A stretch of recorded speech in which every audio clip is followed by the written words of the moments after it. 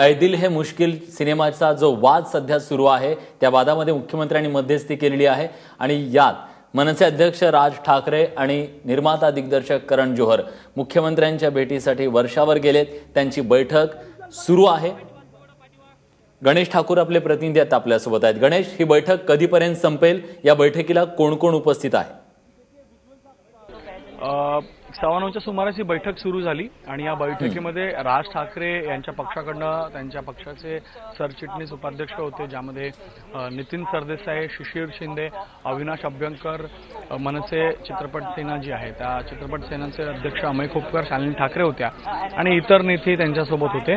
आणि प्रोड्युसर्सकडनं किंवा करण जोहर सोबत करण जोहर स्वतः, फॉक्स स्टारचे विजय सिंग, त्याचबरोबर मुकेश भट्ट, सिद्धार्थ रॉयकम आणि साजिद नाडियाडवाला पण होता, अशा प्रकारची माहिती आहे। तर या बैठकीमध्ये स्वतः मुख्यमंत्री बैठक चेअर करतायत। या बैठकीला 9:15ला सुरुवात झाली आणि आता ही बैठक सुरू आहे। अजून थोडा वेळ बैठक सुरू राहील, कारण मुख्यमंत्र्यांसमोरचा प्रश्न होता कायदा सुव्यवस्थेची परिस्थिती निर्माण होते का, आणि ती होणार होती आणि यासाठीच मुख्यमंत्र्यांकडनं अशा प्रकारची या बैठकीला त्यांनी वेळ दिला, मध्यस्थी केली आहे। आणि मुख्यमंत्री दोन्ही बाजू म्हणजे मनसे आणि प्रोड्युसर या दोघांच्या बाजू ऐकून घेतील। सूत्रांकडनं माहिती अशी मिळते की या आधीच करण जोहरनं पाक कलाकारांना आपल्या चित्रपटामध्ये, भविष्य चित्रपटामध्ये नाही घेण्याचं जे आहे ते स्टेटमेंट केलेलं आहे।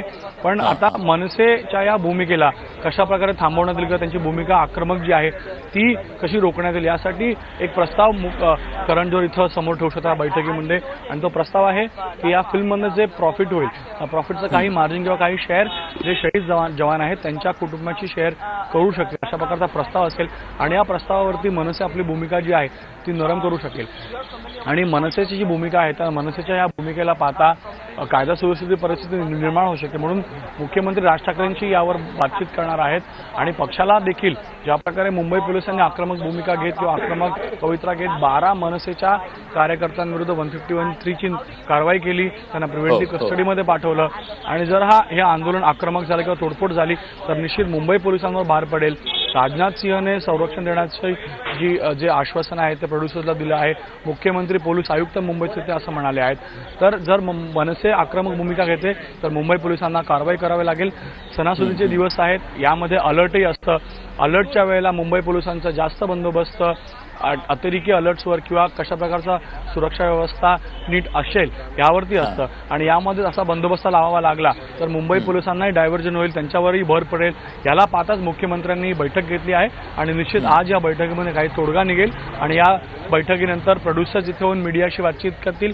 राज ठाकरे सुद्धा पत्रकार परिषद घेऊन आपली बाजू ठेवतील, काय आज या बैठकीमध्ये झालं, त्यांची पुढची भूमिका कशी असणार आहे। पण सूत्रांची माहिती अशी आहे की आज या बैठकीमध्ये निश्चित तोडगा निघेल आणि ऐ दिल है मुश्किल या फिल्मची मुश्किल निश्चित कमी होईल असं वाटतंय। पण गणेश, एक गोष्ट, जर सगळ्या ह्या गोष्टींचा आपण विचार केला तर पहिल्यांदा आंदोलन करणाऱ्या मनसैनिकांना अटक करण्यात आली, दडपण्याचा हे आंदोलन प्रयत्न केला मुख्यमंत्र्यांकडून पहिल्यांदा।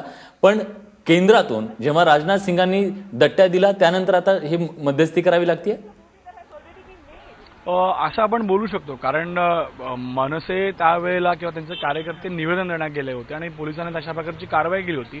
आणि सेशन्स कोर्टाने पोलिसांच्या कारवाईवर प्रश्न उपस्थित सांगितलं होतं की कारवाई योग्य नाही, तर त्याला पाहताच अशा प्रकारची भूमिका घेतली आहे का हा पाहावं लागेल। कारण मनसेला काल या सेशन्स कोर्टाच्या आदेशानंतर बल मिळालं होतं आणि मनसेने काल बैठक घेऊन यावर आपली रणनीती जी आहे ती पुढची त्यांनी तयार केली होती।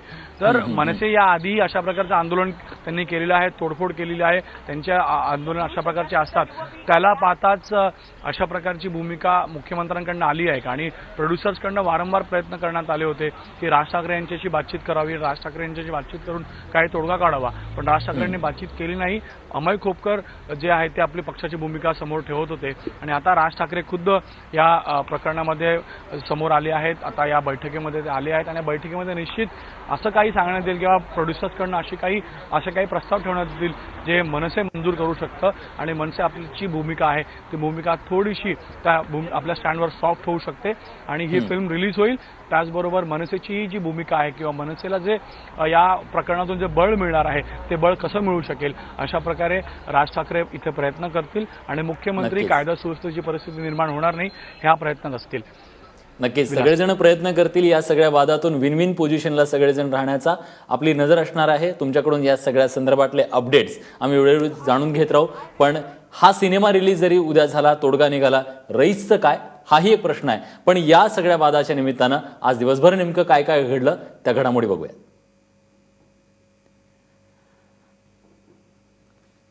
आज महत्वाची घडामोडी या सगळ्या संदर्भातली आहे. दिल है मुश्किलच्या वादाच्या संदर्भात, म्हणजे यापुढे पाक कलाकारांना घेणार नाही, पण हा सिनेमा प्रदर्शित होऊ द्या असं करण जोहरनं काही दिवसांपूर्वी सांगितलं, व्हिडिओ जारी केला. करण जोहरच्या या विधानानंतरही मनसे आपल्या भूमिकेवर ठाम राहिली. सिनेमाला आमचा विरोध राहणारच असं त्यांनी स्पष्टपणे सांगितलं. यानंतर करण जोहर आणि काही निर्माते राजनाथ सिंग यांच्या भेटीसाठी गेले.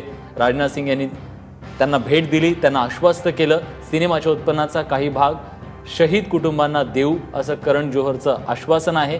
खरं तर प्रदर्शित झाला तर मदत देऊ हा थोडं आक्षेपार्ह अनेकांचा वाटू शकतं, पण मनसे मात्र विरोधावर ठाम आहे. त्यामुळे मुख्यमंत्र्यांनी या सगळ्या संदर्भात आता मध्यस्थी करण्याचा निर्णय घेतलाय. मध्यस्थी करतायत, 3 जण बसलेले आहेत, त्यांच्यासोबत अनेक बाकीचेही त्यांचे सहकारी आहेत. करण जोहर, राज ठाकरे आणि मुख्यमंत्री यांच्यात 9:15 वाजता बैठक सुरू झाली आहे. या बैठक संपल्यानंतर हे सगळेजण पत्रकार परिषदेमध्ये आपली भूमिका स्पष्ट करतील.